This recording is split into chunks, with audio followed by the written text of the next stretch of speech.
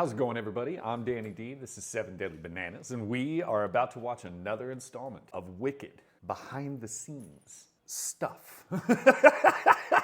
We're kind of going down a wicked rabbit hole right now. That actually sounds really cool. A wicked rabbit hole. That actually sounds pretty fucking cool if you ask me. One thing about these witches is they are contoured.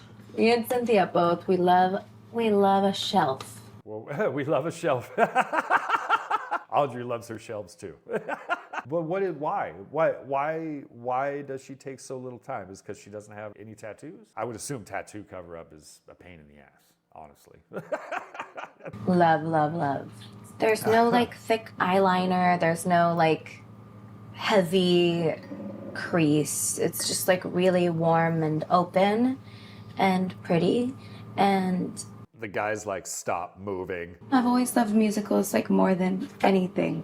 Like even when I would be getting ready to do a show at Madison Square Garden, like I would get ready listening to musical theater, not listening to pop music. Like that would make sense. I would kind of applaud her for that. In terms of like singing, practicing, Broadway or stage production, things of that nature, I think blow pop music out of the water. It blows in terms of raw talent, microphone control, stage control, all of the above. You're doing it live, you're doing it in front of an audience. There is no, recording a movie, perfecting it, and then showing it to, like, if you fuck up, they'll see, they'll know. Well, they probably won't know, actually. You'd be surprised at how often audience don't know that you fucked up. But you'll know. I have to cover quite a bit. My hands are pretty covered. And behind my ears, there's a lot. And then it depends on the costume, because sometimes I wear gloves and stuff.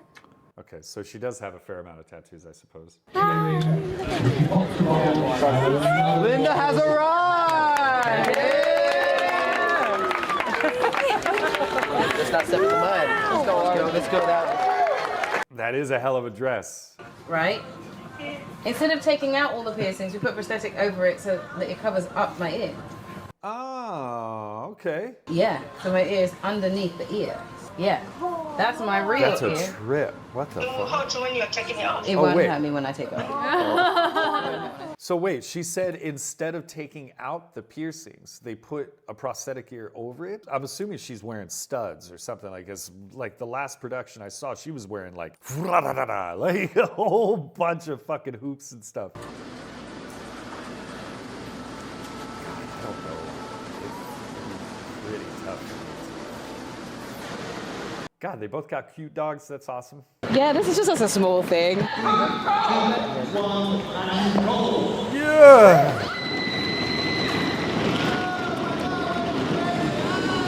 Going up so fast is almost just as scary as falling fast. Like wild. This has been a really wonderful, crazy, wild journey. We're deeply, deeply grateful to be here, to have been able to do this. Yeah. Just deep gratitude. Mm-mm. We really are. We're almost over the rainbow. It's so crazy. For part one. For part one. That's right. Part 2 is supposed to be coming out later this year, right? I always joke that it looked like Venice. Right. Like summer in Venice. Because that's what it felt like. There was always sunshine in this place.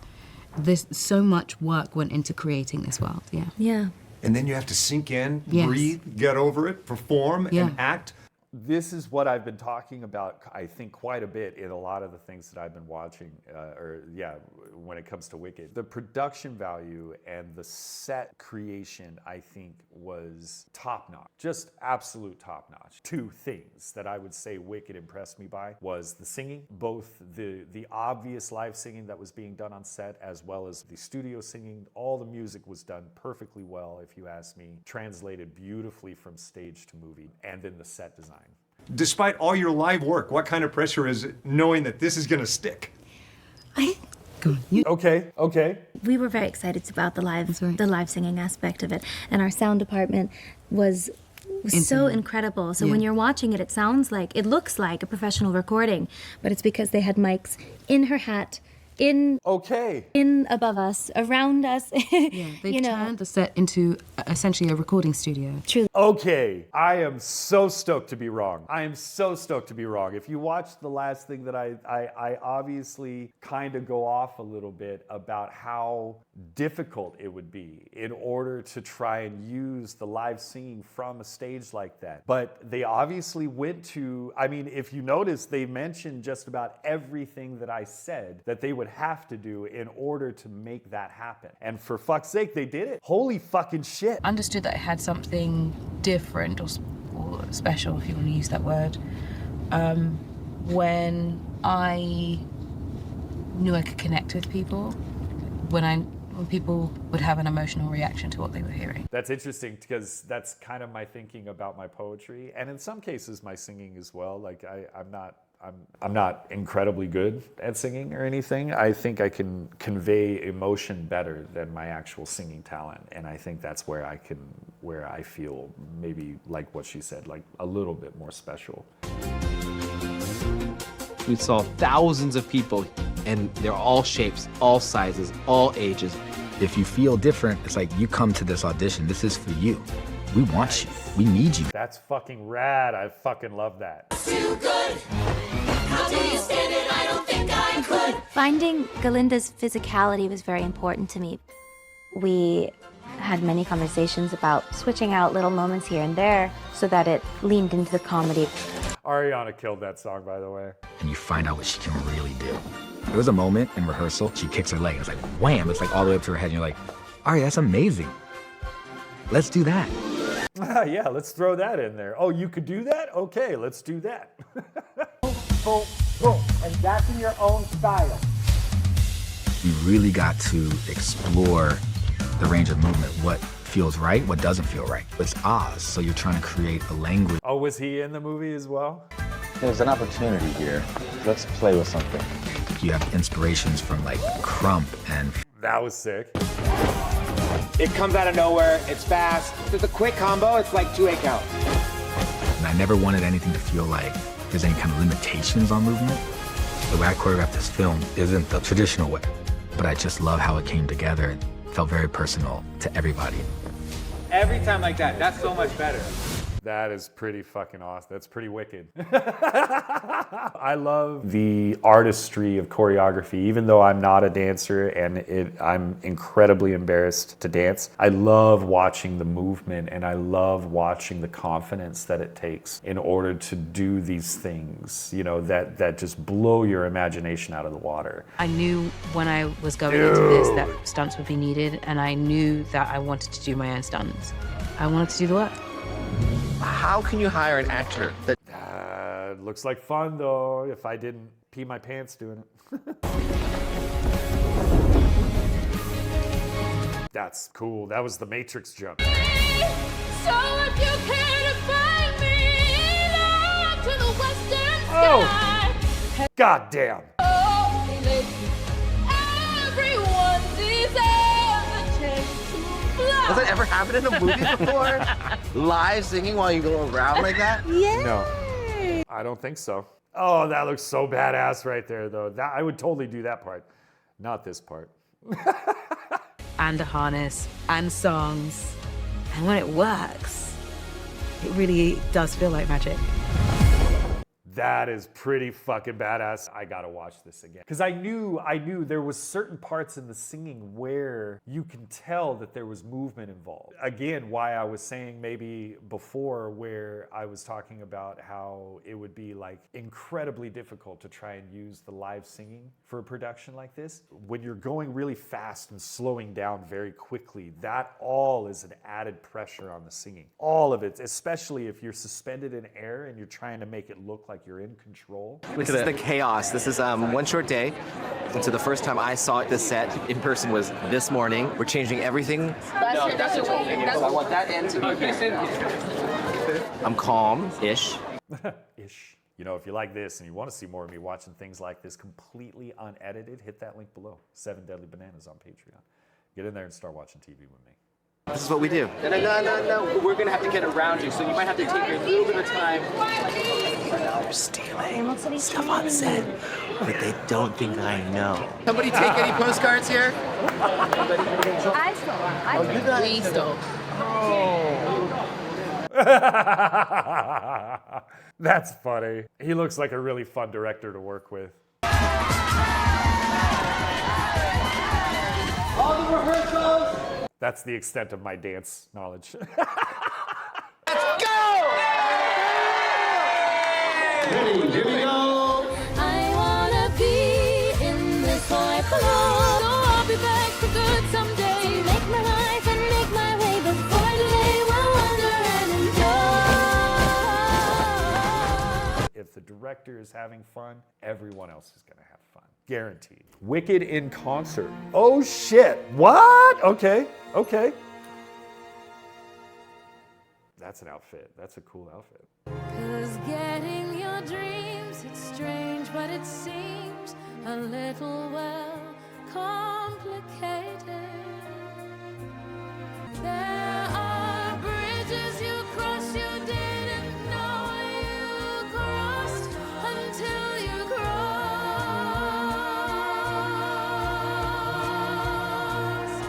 She wasn't lying. Her capability of projecting the emotion is definitely something special. Like, even if you couldn't see her, it would almost be just as potent. But seeing her and seeing her face and seeing her emotional output, her expression. So I couldn't be happier, because happy is what happens. Come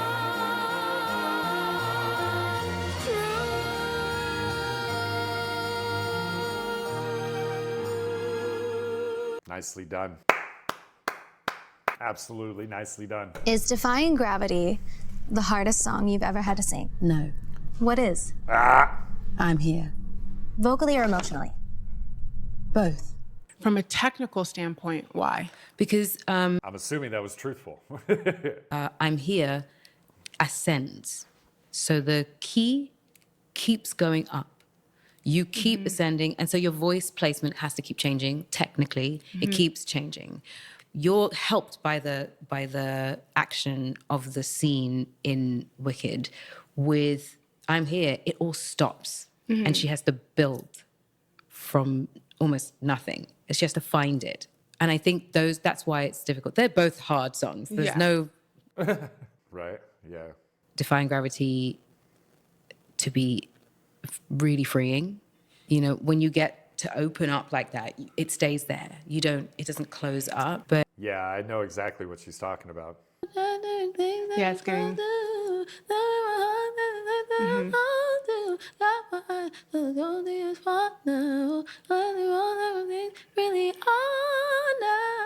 It's like you can barely hear the words, but she's still slaying the song. Oh my God.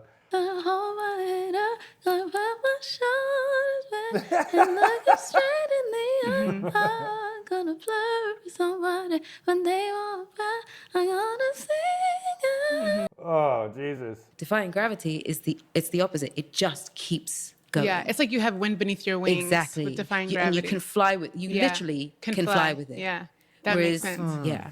Well, she proved that, didn't she? Grittier and like Yes, huskier, and you have to pull it from your soul. That's right. To get it out. Whereas Yeah. Defying Gravity is just like a liberation. Just Yes, like, exactly. Yeah. And you just fly with it. Yeah. It's beautiful, interesting. Oh, she has a beautiful voice too. But I used to think to myself, like, I can kind of like fake sing I'm Here, but I can't fake sing Defying Gravity. Like, even when I start the lowest point, I'm still never able to get to, like, what is that bridge? So if you dare to find, like, I can never get there. And I'm always, you know how you just sing around the house, and my partner, he's always like, he's like, babe. And I'm like, I know I'm trying. I'm always trying. And I've been trying for 20 years. Been trying for 20 years. It's like this kind of heart-opening thing. You don't have that with I'm Here. And the thing is, I know that a lot of people think, well, I think I can manage I'm Here. It's very deceptive.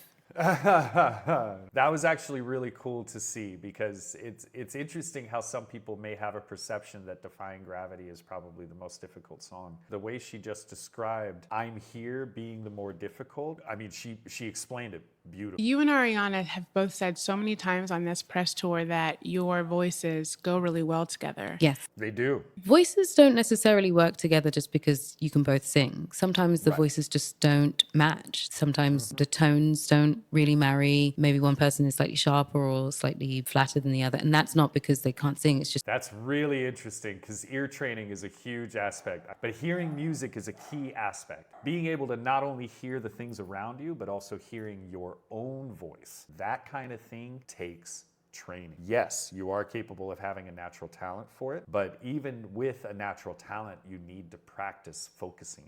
You really do have to like relearn your entire physical system. Yeah, for sure, I would imagine. My pickup time was usually 5 a.m. to be in the chair by 6. I would have woken up at 3 to get a workout in. I don't necessarily want to be on a treadmill for 2 hours running, but I'm glad I was, because it means I can fly and sing at the... I definitely don't want to be. Fuck that. I think it's impossible for me to be able to make it through this 14-hour day. And then there are days, and the end of the 14-hour day is The Wizard and I.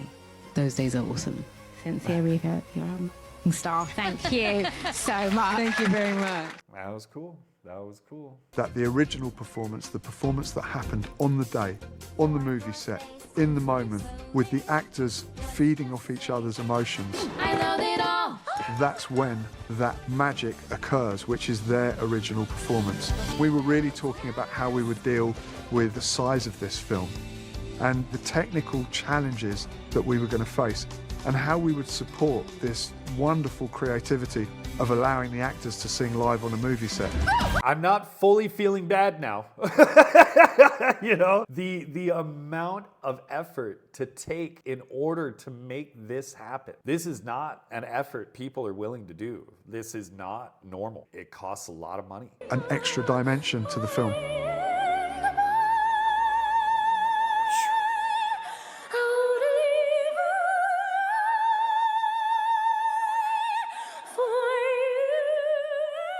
My God, all of that you could hear was all set. There was no filtration. That was the raw recording, you can tell, because you can tell from the echo. And oh my God, like Jesus Christ, I can't imagine being the sound guy for that. And then on this set here, we've got 80 sets of radio headphones out, so that when we decide we're going to go live, you know, the headphones go on and the whole crew can hear the performance that we're seeing visually, but the actual space itself is sterile. There's no background noise, so we get that clean vocal.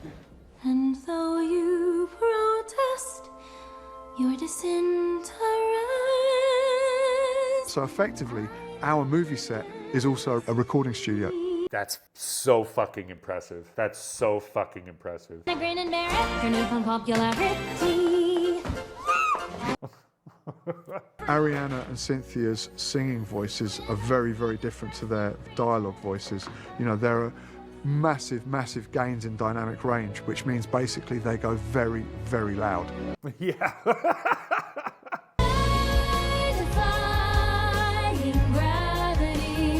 then they hold them.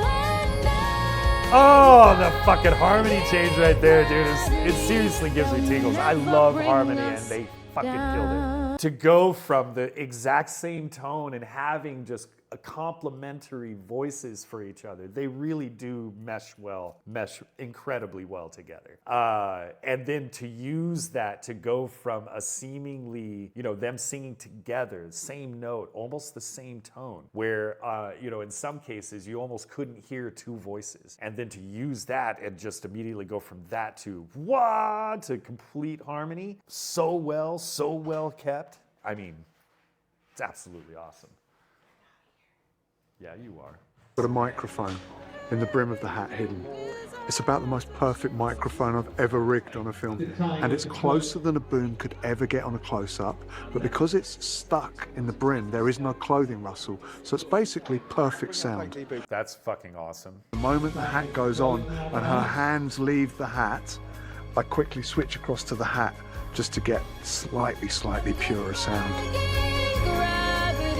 And you can't pull me down. Yeah, just even, I mean, if it's in the hat and she's hanging onto the hat, any little tiny rustle against an object or her fingers or anything, all of that is getting picked up by the microphone, guaranteed. So I mean, dude, fucking shit. The heart of the film was right there, you know, and everything that he had discussed with me was up on the screen. So I knew that our job was to protect that and to make sure that that came through in every way possible. I mean, look at that soundboard, dude. It's all about emotion, and that's always the connection, and we always have to search for that in sound. We all realised that we were making something special. I think that the cinema audience feel that, they believe it, and they engage with it. Holy fuck. Again, I am absolutely floored and impressed and blown away and just absolutely need to watch this movie again. Abso-fucking-lutely. Thank you very much for watching. I absolutely appreciate all your support, and we will most definitely see you on the next episode.